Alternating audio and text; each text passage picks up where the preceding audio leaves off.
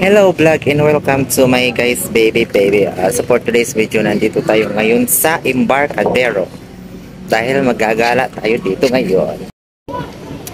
So ayan guys, andito tayo ngayon sa Embarcadero de Legazpi. So gagala tayo ngayon dito and mag-a-unwind.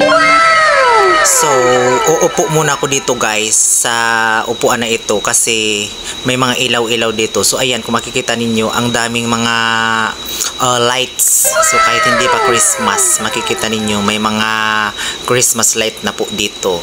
So, syempre, paggabi, meron din dito mga pumupuntang mga tao, mga namamasyal. Pero limited na lang ang mga tao dito namamasyal paggabi kasi sadyain talaga ang lugar na ito dahil medyo malayo na to sa sentro ng Legazpi. So pag pupunta dito, sasakay ng tricycle papunta ng Puro, papunta dito sa Embarcadero.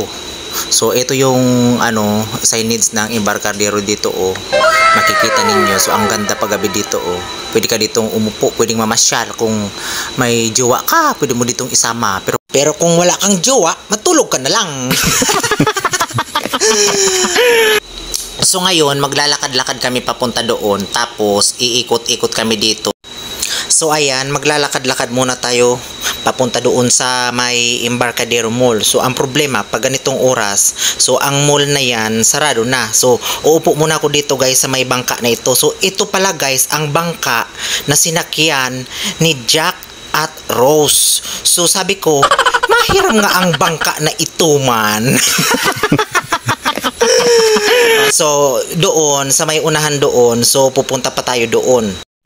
So ayan mga kawatanays ko, so ipagpatuloy lang natin ang ating paglalakad dito. Tapos papunta tayo doon sa unahan. So ito mayroon pa dito mga ilaw-ilaw. So ayan, so ito nabangka na yan. Parang naisip ko, parang gusto kong gamitin. Ano kaya kung mangisda ako dito sa Puro? So makahuli kaya tayo dito ng isda man guys. So siyempre kailangan natin ditong mag-upo-upo muna. So magpahinga para makapag-relax ang ating paa. So ayan, pupunta na tayo doon sa unahan.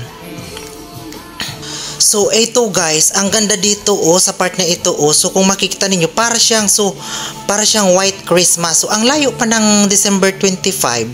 So bakit kaya nag-design sila ng ganito dito? Excited ata ang mga tao dito Titingnan niyo parang White Christmas na kaagad. Siyempre maglalakad-lakad tayo dito. Siyempre alangan naman susunod ang camera. Alangan naman hindi magsunod ang camera na yan. Paano tayo niyan mabibidyohan? Tapos dito makita niyo may upuan dito na pula. Siyempre kailangan natin dito maghiga-higa muna, magpahinga. Siyempre tayo. Tapos doon naman tayo sa unahan.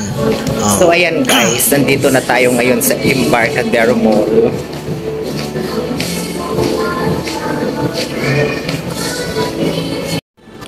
Guys, nandito na tayo ngayon sa may Baliena.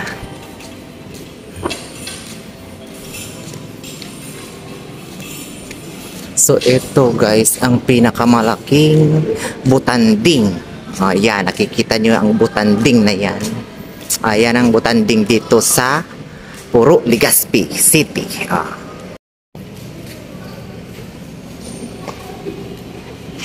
So ito ang butanding guys. Ayan. Ito ang butanding.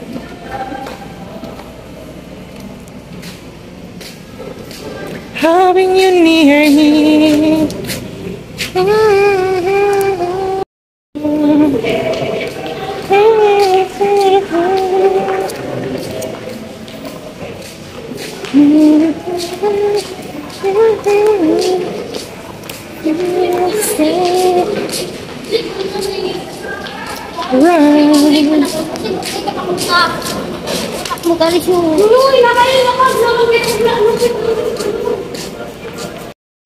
So ayan guys, palabas na kami dito sa Embarcadero Mall. So lalabas na tayo dito dahil pupunta na tayo doon sa may unahan. So doon sa unahan, sa may mga tabi ng dagat, mayroon doon mga restaurant, mga kainan. So pagdating doon, so doon po kami mag-dinner. So doon kami kakain.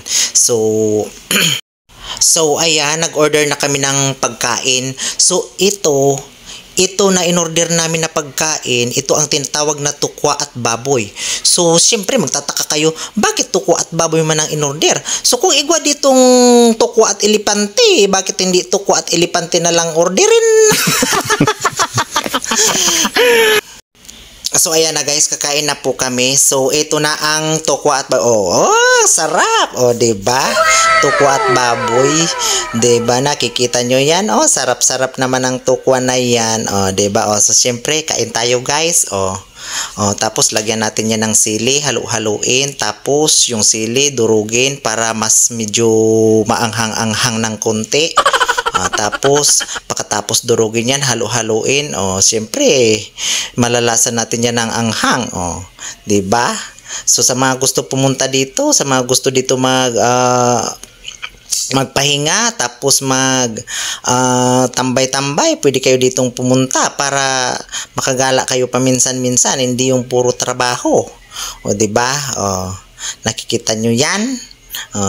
Tapos may nag-text pa. Siyempre, kailangan natin niyang i-reply.